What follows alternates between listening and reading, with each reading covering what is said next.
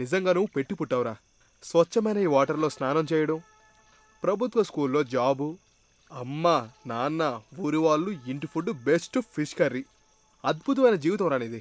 నిన్నెవరో తీసుకెళ్లి జైల్లో వేసినట్టు మాట్లాడుతున్నావు. ఇవన్నీ నువ్వే కదా వద్దనుకొని వెళ్ళిపోయావు. ఇప్పుడే నాకు అంత అర్థమవుతుంది నేనేమేం కోల్పోయానా అని. మీ అమ్మ మా అమ్మ ఇద్దరూ కలిసి ఒక్కొక్క హాస్పిటల్ చుట్టూ తిరుగుతున్నప్పుడు నేను నిన్ను చాలాసార్లు తిట్టుకున్నాను. ఊరికి మంచి చేయకపోయినా పర్లేదు, కన్నా అమ్మకే ఏ ఉపయోగపడకపోతే నువ్వు డాక్టర్ ఏం ప్రయోజనం రా. ఇంకా బయటూరు అని చెప్పి దుబాయ్కి వెళ్ళావు కదా, ఎంత మిగిలిపెట్టావేంటి? దుబాయ్లోకెల్లా అతి పెద్ద హోటల్లో ఉంటున్నావు నువ్వు, మరి కాస్ట్లీ కారులో తిరుగుతున్నావు.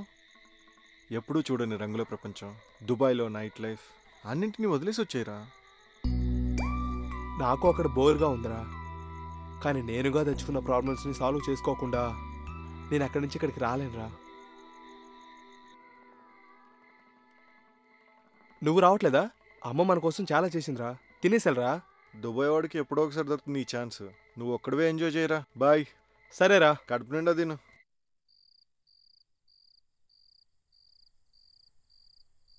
నువ్వు తిన్నావమ్మా? ఉప్పు లేకుండా గంజి తాగాలని డాక్టర్ చెప్పాడు. ఇంతకు ముందే అది తాగాను. ఒంట్లో బాలేనప్పుడు మీరు ఇవన్నీ ఎందుకు చేశారమ్మా? ఈ మాత్రం వంట చేయటానికి నాకేం కష్టం రా. నాకు సహాయం చేయటానికి ఒక అమ్మాయి ఉంది. అది వాళ్ళ పిల్లలు వాళ్ళ ఆయన మన పాత ఇల్లు రెడీ చేసుకొని అందులోనే ఉంటున్నారు. వాళ్లే నాకు సాయం చేసేది, తోడుగా ఉండేది. నువ్వెప్పుడు ఊరొస్తావా అని రోజూ పెళ్లిళ్ళ పేరయ్యి అడుగుతున్నాడు. ఈ ఒక్కసారైనా ఈ అమ్మ మాట వింటావా? నేను రేపు అమ్మకి పాస్పోర్ట్కి అప్లికేషన్ అప్లై చేయబోతున్నాను. తిరిగి వెళ్ళేటప్పుడు అమ్మని కూడా తీసుకెళ్తాను. నువ్వు మాట మార్చకు. పక్కూరు నుంచి మంచి సంబంధం వచ్చింది, మంచి కుటుంబం.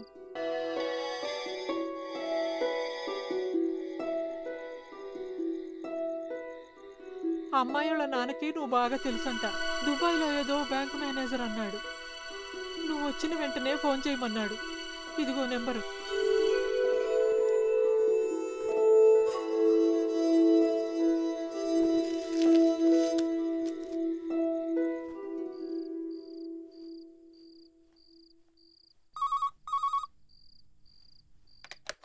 హలో. హలో, వచ్చాక ఫోన్ కూడా చేయలేదండి డాక్టర్. నేను ఇప్పుడే ఇంటికి వచ్చాను. నేను ముందు రోజే వచ్చేసాను. రేపు కొంతమంది మా వాళ్లతో కలిసి మీ ఇంటికి వస్తున్నాం. నువ్వు అక్కడే ఉండాలి. ఉంటాను. ఇది ఒక ఫార్మాలిటీ అనుకోండి. 5-6 4కి టీ రెడీ చేయండి. సరే సరే, రేపు కలుద్దాం. సరే సార్.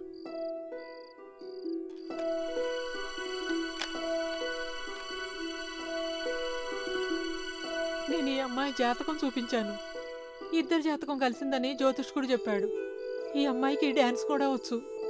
నాకు బాగా నచ్చింది. నువ్వు చూడరా.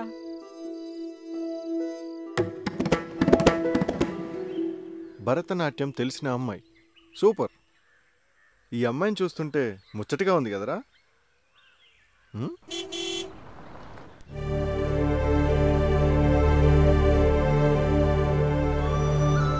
భరతనాట్యానికి ముఖంలో కళ మాత్రమే కాదు, ఆస్తి కూడా చాలానే ఉంది. చూస్తుంటే నిన్ను కొనడానికి వచ్చినట్టున్నారు. వీళ్ళతో డబ్బుల గురించి మాట్లాడే అవసరం లేదు, అంతా సెట్ అవుతుంది. నువ్వేం మాట్లాడకరారు. Hello hi Arun. సార్, రండి రండి రండి రండి రండి రండి. వీళ్ళిద్దరూ నా ఎల్డర్ బ్రదర్స్. ఇతను నా యంగర్ బ్రదర్. హలో. ఇతను క్రైమ్ బ్రాంచ్ డిఓఎస్పీ సోమశేఖర్. తను వాసుదేవన్, సిటీలో పెద్ద బిల్డర్. ఇతను రవి, యూత్ కాంగ్రెస్ వాళ్ళ స్టేట్ సెక్రటరీ. తను నా వైఫ్ శోభన, అదే పెళ్లి కూతురికి మేనత్త. వీళ్ళందరూ ఊర్లోనే ఉంటారు. నేను ఒక్కడనే దుబాయ్లో ఉంటాను. వీడు నా ఫ్రెండ్ శరత్, గవర్నమెంట్ స్కూల్లో టీచర్. నమస్తే. అలాగా? అమ్మ లోపలికి రండి, టీ రెడీగా ఉంది. రండి. మీకెవరైనా సహాయం చేయడానుకున్నారా? ఉంది, ఒక అమ్మాయి ఉంది. తాగండి. నేను ఇప్పుడే వస్తాను. తీసుకోండి అంకుల్. ఏంటి అరుణ్? నా సిచ్యువేషన్ మీకు తెలుసు కదా సార్. తెలిసి ఇలాంటి ప్రపోజల్? అదంతా పర్వాలేదు. కుటుంబంలో అందరూ డాక్టర్ అల్లుడు కావాలని ఆశపడుతున్నారు. మా 7 ఒకే ఒక్క చెల్లెలు సుమిత్ర. ఆమెకి ఒకే ఒక కూతురు రాజేశ్వరి. అందులోనూ అమ్మాయి ధనవంతురాలు, గుణవంతురాలు కూడా. ప్రాబ్లమ్స్ అన్నీ తీరతాయి. నేను చెప్తున్నాను కదా. నేను ఇంకా ప్రిపేర్ అవ్వలేదు సార్. ఏంటి ప్రిపేర్ అయ్యేది? అంతా మంచి జరుగుతుంది. నేను చేసి చూపిస్తాను. టెన్షన్ పడద్దు. రా, టీ చల్లారిపోతుంది.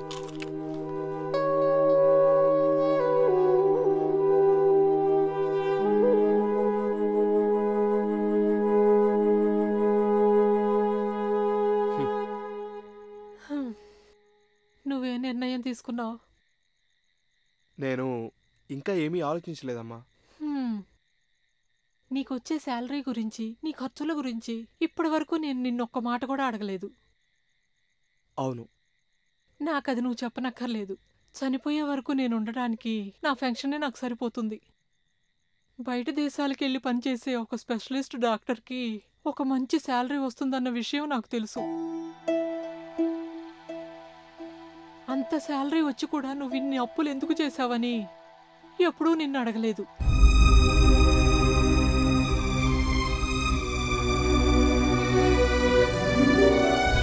నువ్వు చదువుకోవటానికి వెళ్ళిన దగ్గరల్లా నిన్ను ఒంటరిగా ఎక్కడికి పంపకుండా నీతో పాటే నేను ఉండేదాన్ని. నేను నిన్ను చాలా జాగ్రత్తగా చూసుకున్నాను.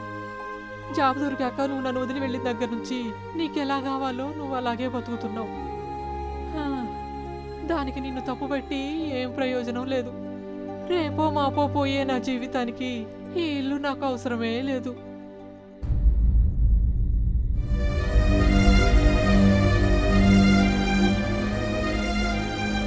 ఇది అమ్మడం వల్ల నీ అప్పులు తీరుతాయి అంటే ఇది ఎవరికన్నా ఇచ్చేసి నీ అప్పులు తీర్చుకోనన్నా. నీ పెళ్లికి ఎలాంటి అడ్డు రాకూడదని ఈ ఇల్లు నేను నీకు ఇస్తున్నాను. మీరెందుకు ఇలా చేస్తున్నారమ్మా? నేను నా ప్రాబ్లమ్స్ని సాల్వ్ చేసుకోగలనమ్మా, కానీ నాకు ఇంకా కొంచెం టైం కావాలి. జాతకం చూపించడానికి వెళ్ళిన రోజు పంతులు గారు ఒక విషయం చెప్పారు. ఇప్పుడు నీకు పెళ్లి జరగకపోతే ఇంక నీకు పెళ్ళే జరగదన్నారు. ఇప్పుడు ఈ విషయం నీకు చెప్పకపోతే నేను ఎంతకాలం బతుకుతానో నాకే తెలీదు. వాళ్ళకి చెప్పి రేపే సంబంధం ఖాయం చేస్తాను.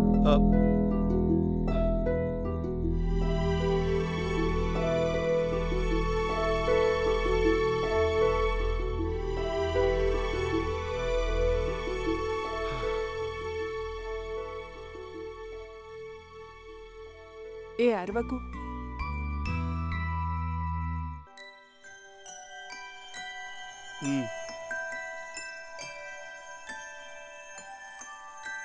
డోర్ లాక్ చేసుకోవడం మర్చిపోకండి సార్. సరే, ఆగండి.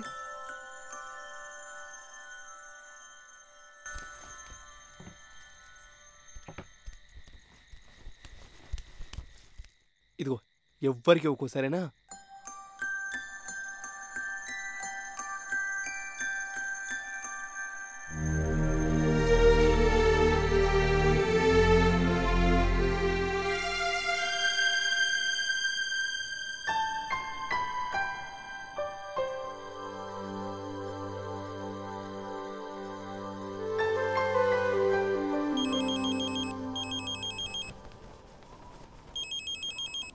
అరుణ్,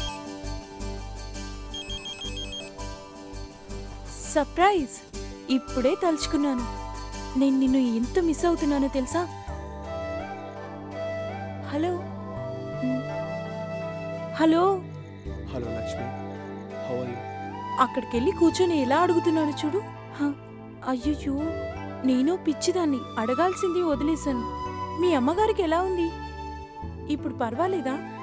అమ్మకి బాగానే ఉంది. అది సరే, నీ డ్యూటీ ఎలా ఉంది? ఏది ఏమైనా సరే ఊరేనండి. కొంచెం చదువుకున్న వాళ్ళు ఊరు నుంచి బయటకెళ్తారు. బాగా చదువుకున్న వాళ్ళు బయట దేశాలకు వెళ్తున్నట్టు నేనెందుకు ఊరొదిలేసి వచ్చానా అని అనిపిస్తుంది.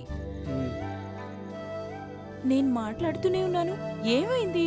ఒంట్లో బాలేదా? అదే లేదు, కొంచెం కోల్డ్గా ఉంది. వెదర్ చేంజ్ కదా. Dubai is just a desert without you my playboy. తిరిగి ఎప్పుడు వస్తారు? హలో లక్ష్మి, అదే ఐఎమ్ సారీ. ఎందుకు సారీ? ఏమైంది? Hello, are you there? ఏమైందండి మీకు? ఏమీ లేదు. Good night. Hello hello.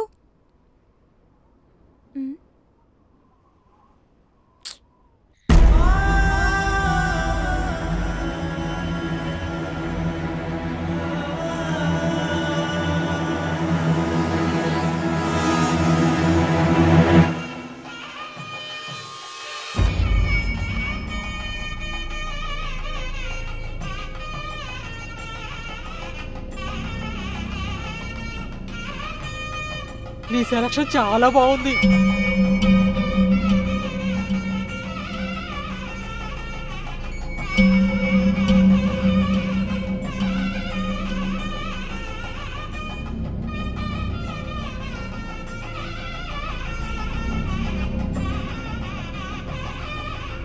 కూర్చో.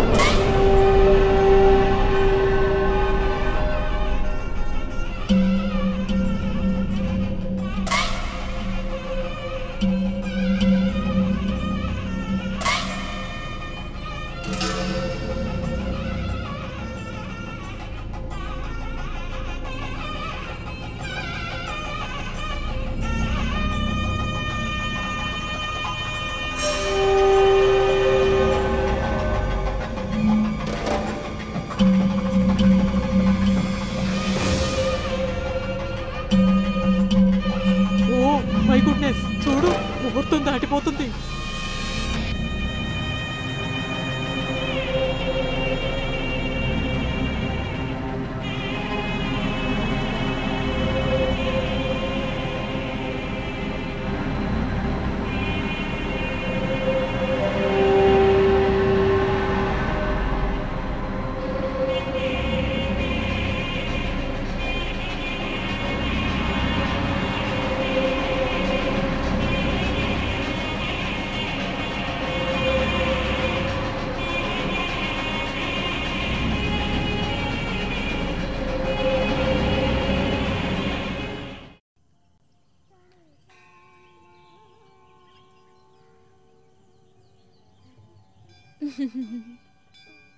ఇది స్టేట్ లెవెల్ పోటీలో నాకిచ్చిన మెడల్ అండి. ఇప్పుడు సినిమాలో యాక్ట్ చేస్తున్న మాలినికి ఆ రోజు సెకండ్ ప్రైజ్ వచ్చిందండి. ఇవన్నీ చూసిన తర్వాత ఆ సినిమాలో యాక్ట్ చేయమని చాలా మంది అడిగారు, కానీ నాన్నకి ఇష్టం లేదు. నిజంగానా? హైదరాబాద్లో పెద్ద కాలేజీలో చదువుకోవాలని ఆశపడ్డాను, కానీ బయటికి వెళ్ళిన అవసరం లేదు, మనూర్లోనే చదువుకుంటే చాలు అని నాన్న అన్నారు. నేను బామ్మకు బ్రేక్ఫాస్ట్ చేస్తాను, మీరెళ్ళి తనతో మాట్లాడుతూ ఉండండి. స్వీట్ సచిన్. గుడ్ మార్నింగ్ బామ్మా. Hi, good morning young bye.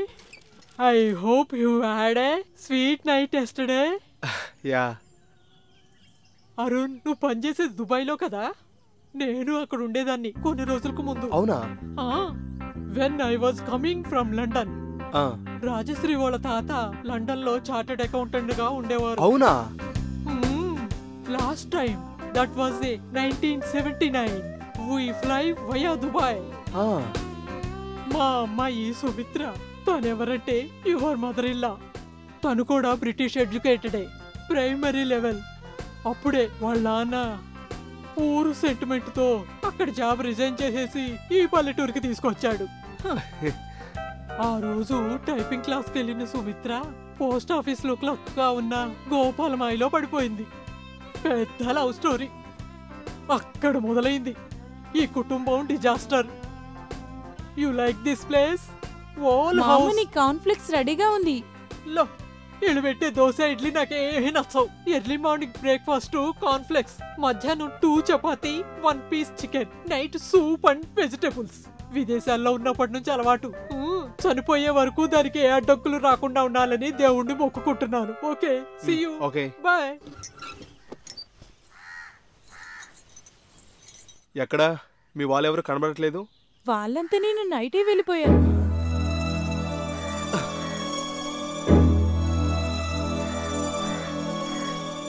ఇలాంటి ఇంటిని ఇంతవరకు మీరెక్కడా చూడలేదు కదండి.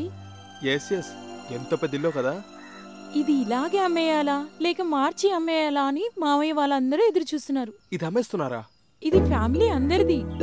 ఇది నా పెళ్ళైన తర్వాతనే అమ్మాలని అమ్మ పట్టుకొని కూర్చుంది. నన్ను డాక్టర్కి ఇచ్చి పెళ్లి చేయాలని మా నాన్న. ఎలాగో మీరు మా వాళ్ళందరికీ నచ్చేశారు. అమ్మ డాక్యుమెంట్స్ మీద సైన్ చేసింది. అమ్మేశాక నాకు ఆ షేర్ ఉంటుంది. సొంత కూతురికిచ్చిన షేర్ అంత తక్కువ ఏముండదులేండి, మంచి అమౌంట్ వస్తుంది. మంచి అమౌంట్ అంటే ఎంత ఉండొచ్చు? 3-3.5 లక్షలు వస్తుందని అమ్మ చెప్పింది.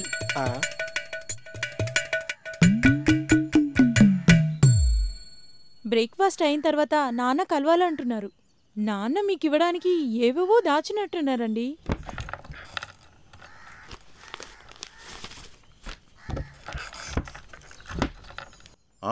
అరుణ్ టీ తాగాడా? ఇచ్చాను. అతనికి ఇవ్వాల్సినవన్నీ ఇవ్వాలని నేను అనుకుంటున్నాను. సంతోషంగా ఉంటారు ఏంటి? సరే, మీరెలా అంటే అలా చెయ్యండి. అలాగైతే పిలువు.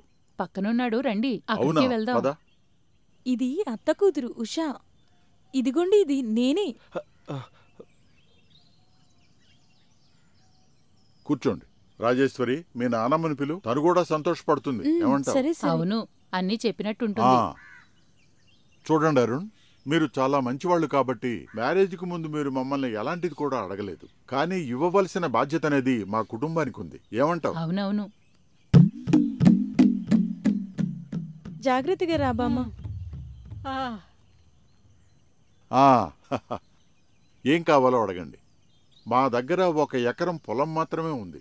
ఇప్పుడు పెద్దగా రేటు లేకపోవచ్చు. రాబోయే రోజుల్లో ధాన్యం గనుక పండించారంటే మంచి రేటు వస్తుంది. దాన్ని నా కూతురు పేరు మీద నీకిస్తున్నాను. అంతే కదా? అంతే అంతే. విన్నావా? విన్నాను విన్నాను. ఇంకా ఉంది. ధనలక్ష్మి బ్యాంకులో ఒక ఎఫ్డి ఉంది. 25,000 ఫుల్లుగా క్యాష్ రూపంలో ఉన్నాయి. తరువాత వాకిట్లో ఉండే ఆ కారు, దాన్ని నీ పేరు మీద మార్చి ఇచ్చేస్తాను. 1984లో నేను దాన్ని కొన్నప్పుడు కొత్తగా ఉండేది.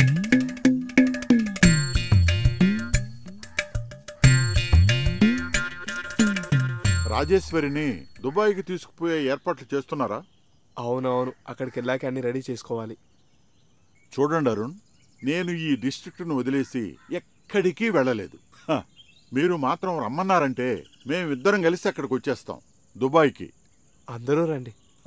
దుబాయ్లో షాపింగ్ ఫెస్టివల్ టైం వస్తే నాకు ఒక వీసా తీయండి. గ్లోబల్ విలేజ్ ని ఒకసారి చూడొచ్చు కదా. I will definitely come. Yeah. ఏమండి, ఇప్పుడు సంతోషమేనా అండి?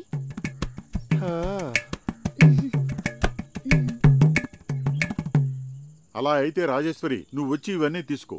అల్లుడు గారికి మొహమాటం. ఇలాంటి వారెవ్వరూ కూడా వరకట్నం అనేదే తీసుకోరు. రామ్మా. దేశ సుమంగళీ భవ.